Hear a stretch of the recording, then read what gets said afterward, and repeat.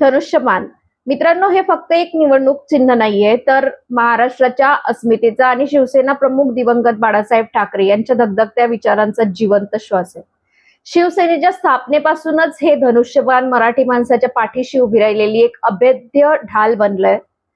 बाळासाहेबांच्या एका हाकेवर जेव्हा हे धनुष्यबाण उभं राहायचं, तेव्हा भल्या भल्या विरोधकांच्या मनात धडकी भरत असे. बाळासाहेबांनी ज्या चिन्हाला रक्ताचं पाणी करून घराघरात पोचवलं, आज त्याच धनुष्यबाणावरून आणि शिवसेना या नावावरून देशाच्या सर्वोच्च न्यायालयात असा काही कायदेशीर संग्राम रंगलाय, ज्याने संपूर्ण भारताच्या लोकशाहीची पायाभरणी हादरवून सोडली आहे. एका बाजूला एकनाथ शिंदे तर दुसऱ्या बाजूला उद्धव ठाकरे. पण प्रश्न हा नाहीये की सत्ता कोणाची, प्रश्न हा आहे की बाळासाहेबांचा खरा वारसा कोणाचा.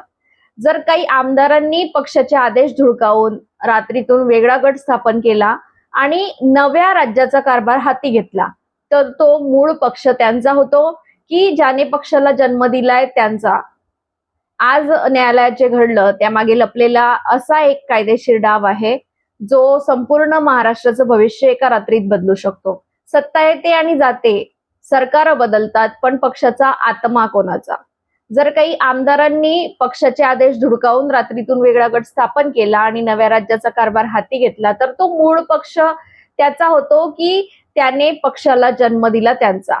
आज सर्वोच्च न्यायालयात बंद दरवाजा आड असा एक कायदेशीर संग्राम रंगलाय, ज्याने महाराष्ट्राच्याच नव्हे तर संपूर्ण भारताच्या लोकशाहीची पायाभरणी हादरवून सोडली आहे. एका बाजूला एकनाथ शिंदे तर दुसऱ्या बाजूला उद्धव ठाकरे. पण प्रश्न हा नाहीये की सत्ता कोणाची, प्रश्न हा आहे की धनुष्यबाण हे चिन्ह कोणाचं. आणि आज न्यायालयात जे घडलं त्याने संपूर्ण देशाचं लक्ष वेधून घेतलंय. तुम्ही विचार करत असाल की हा निव्वळ नेहमीचा राजकीय वाद आहे, पण थांबा, या युक्तिवादाप्रमाणे लपलेला असा एक कायदेशीर डाव आहे, जो संपूर्ण महाराष्ट्राचं भविष्य एका रात्रीत बदलू शकतो. महाराष्ट्राच्या राजकारणात शिवसेना हे फक्त नाव नाही तर एक भावना आहे. धनुष्यबाण हे फक्त एक चिन्ह नाही तर लाखो कार्यकर्त्यांची ओळख आहे. पण जेव्हा देशाच्या सर्वोच्च न्यायालयात शिवसेना नेमकी कोणाची यावर सुनावणी सुरू होते, तेव्हा संपूर्ण राज्याचा श्वास रोखला जातो. नवी दिल्लीतील सर्वोच्च न्यायालयाच्या हॉलमध्ये वातावरण प्रचंड तापलेलं होतं. ठाकरे गटाच्या बाजूने ज्येष्ठ वकील कपिल सिब्बल यांनी असा युक्तिवाद मांडला, ज्याने निवडणूक आयोगाच्या एका निर्णयावर थेट प्रश्नचिन्ह उपस्थित केलं. निवडणूक आयोगाने धनुष्यबाण आणि शिवसेना हे नाव ज्या आधारावर दिलं, तो आधारच चुकीचा होता का? पण खरा ट्विस्ट इथेच नाहीये. खरी कहाणी तर न्यायालयातील त्या एका प्रश्नापासून सुरू होते, ज्याने संपूर्ण सुनावणीची दिशाच बदलून टाकली. विधिमंडळ पक्ष विरुद्ध मूळ राजकीय पक्ष. मित्रांनो, गोष्ट समजून घेण्यासाठी आपल्याला कायद्याच्या खोलवर जावं लागेल. जेव्हा एखादा पक्ष फुटतो तेव्हा दोन गोष्टी असतात. पहिली गोष्ट म्हणजे विधिमंडळ पक्ष, म्हणजे निवडून आलेले आमदार किंवा खासदार, आणि दुसरी म्हणजे मूळ राजकीय पक्ष, म्हणजे पॉलिटिकल पार्टी, ज्याच्यात पक्षाची घटना, राजकीय कार्यकारिणी आणि लाखो प्राथमिक सदस्य असतात. कोर्टात कपिल सिब्बल यांनी थेट विचारलं, केवळ आमदारांच्या बहुमताला मूळ राजकीय पक्ष मानता येईल का? विचार करा, जर उद्या एखाद्या पक्षाचे 50 आमदार फुटले आणि त्यांनी स्वतःलाच मूळ पक्ष घोषित केलं, तर पक्षासाठी वर्षानुवर्ष रक्त आटवून काम करणाऱ्या लाखो कार्यकर्त्यांच्या निष्ठेचं काय? निवडणूक आयोगाने संघटनात्मक रचनेचा विचार का केला नाही? राष्ट्रीय कार्यकारिणीचा पाठिंबा कोणाला होता? ठाकरे गटाला. पण तरीही आयोगाने केवळ विधानसभा आमदारांची संख्या मोजली. इथे सिब्बल यांनी एक अत्यंत कठोर विधान केलं.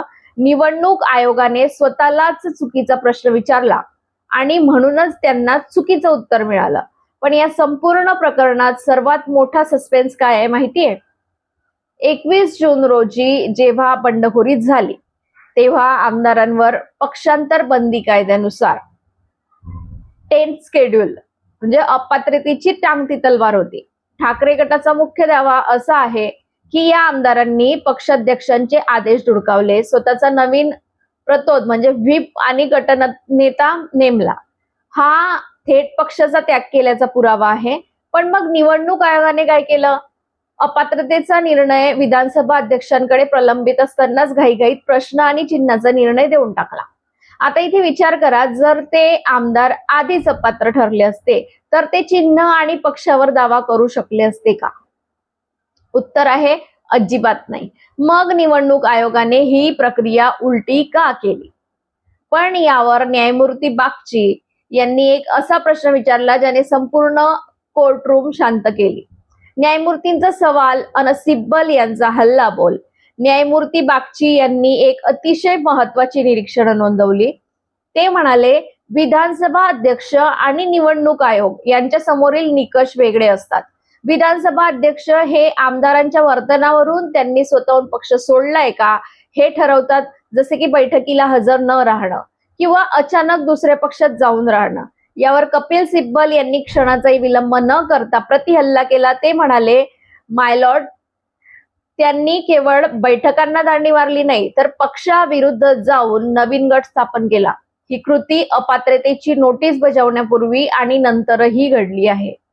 ठाकरे गटाचे खासदार अनिल देसाई यांनी न्यायालयाबाहेर पडताच माध्यमांना सांगितलं की निवडणूक आयोगाकडून लोकशाहीच्या प्रक्रियेत खूप मोठी चूक झाली आहे. न्यायाधीशांच्या टिप्पणीवरून हे स्पष्ट होतंय की ही चूक सुधारावीच लागेल. जर ही चूक सुधारली नाही तर देशात लोकशाही जिवंत राहील का, याबद्दल शंका आहे. मित्रांनो, हा लढा फक्त दोन राजकीय नेत्यांमधील नाहीये. हा लढा भविष्यातील भारतीय राजकारणाची नवी व्याख्या लिहिणारा आहे.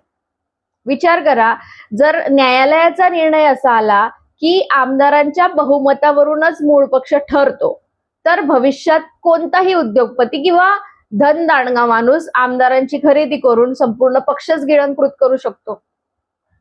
दुसऱ्या बाजूला जर न्यायालयाने अपात्रतेची कारवाई आधी होणे गरजेचे होते असं मानलं, तर एकनाथ शिंदे आणि त्यांच्यासोबत गेलेल्या आमदारांवर अपात्रतेची कुऱ्हाड कोसळू शकते.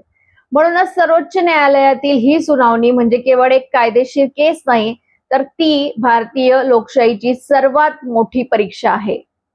पुढील आठवड्यात जेव्हा पुन्हा सुनावणी होईल तेव्हा निर्णय कोणाच्या बाजूने लागावा यापेक्षा लोकशाहीचा विजय होतो का हे पाहणे महत्वाचे ठरेल. सत्ता, खुर्ची आणि चिन्ह या पलीकडे जाऊन विचार केला तर जनतेच्या मताचं मूल्य काय ठरतं? आपण ज्या पक्षाला, ज्या चिन्हाला मतदान करतो ते चिन्हच जर उद्या न्यायालयाच्या आणि कायद्याच्या कचाट्यात अडकणार असेल तर सामान्य नागरिकाने कोणावर विश्वास ठेवायचा? इतिहास साक्षी आहे, चिन्ह आणि नावं बदलली तरी जनतेच्या मनातील जागा सहजासहजी बदलत नाही. पण कायद्याच्या पुस्तकात काय लिहिलं जातंय यावर भारताच्या पुढील 50 वर्षाच्या राजकारणाचा पाया रचला जातोय. पुढील आठवड्यात येणारा निकाल महाराष्ट्राच्या राजकीय भूकंपाची नवी तारीख ठरेल यात शंका नाही. तुम्हाला काय वाटतं मित्रांनो? विधिमंडळातील बहुमत महत्वाचं की मूळ पक्षाची संघटना? सर्वोच्च न्यायालयात कोणाचा युक्तिवाद जास्त मजबूत वाटतोय? तुमचं प्रामाणिक मत मला कमेंट करून नक्की सांगा. हा व्हिडिओ जर तुम्हाला माहितीपूर्ण आणि विचार करायला लावणारा वाटला असेल तर तुमच्या मित्रांसोबत आणि महाराष्ट्रातील प्रत्येक नागरिकासोबत नक्की शेअर करा. अशा सखोल राजकीय विश्लेषणासाठी आपल्या चॅनलला आत्ताच सबस्क्राईब करा आणि बेल आयकॉन दाबायला विसरू नका. जय हिंद, जय महाराष्ट्र. धन्यवाद.